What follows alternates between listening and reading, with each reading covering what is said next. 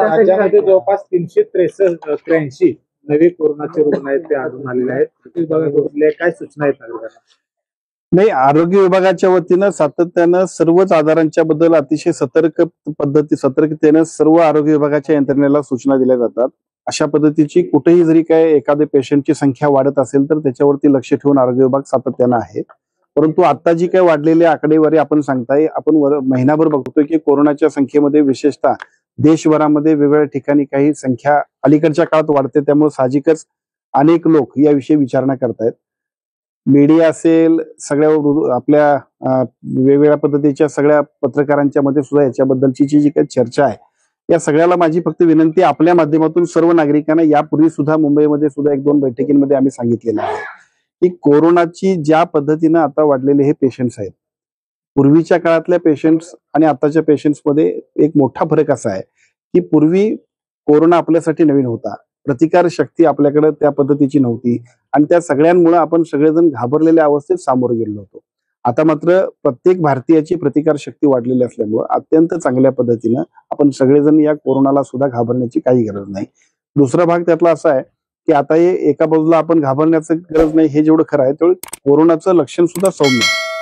त्यामुळे या सगळ्या गोष्टींबद्दल अधिक फक्त काळजी घ्यावी. विशेषतः जे आजारी लोक आहेत की जे सगळ्याच आजारामध्ये आपण सगळेजण काळजी घेत असतो, ब्लड प्रेशर असेल, वेगळ्या पद्धतीचे आजार असतील, त्या सगळ्यांसाठी डायबेटिक पेशंट असतील, या सगळ्यांनी सुद्धा थोडी आपल्या आरोग्याची काळजी घ्यावी. पण तज्ञांचं म्हणणं आहे की या सगळ्या कोविड-19 मध्ये 4 नवे व्हेरियंट पाहायला मिळत आहेत असं तज्ञांचं मत आहे.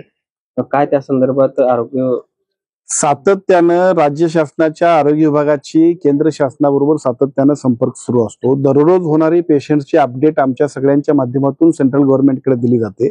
यापूर्वी सुद्धा 8 दिवसांपूर्वी एक बैठक झाली की ज्या बैठकीमध्ये सेंट्रल गव्हर्नमेंटने सांगितलं की सौम्य लक्षण आहेत, त्यामुळे पहिल्यांदा आपण लोकांना पॅनिक करू देऊ नका, लोकांना अतिशय निवांतपणाने त्यांचं काम करू द्या.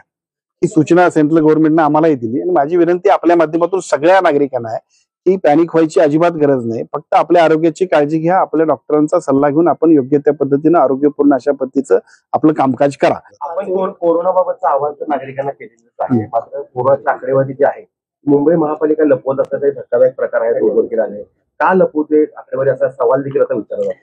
मुळात मी आपणाला एवढंच सांगेन की लपवायची गरज अजिबातच नाही, लपवायची गरज नाही आणि वस्तुस्थिती लोकांपर्यंत सांगण्याची मात्र गरज आहे.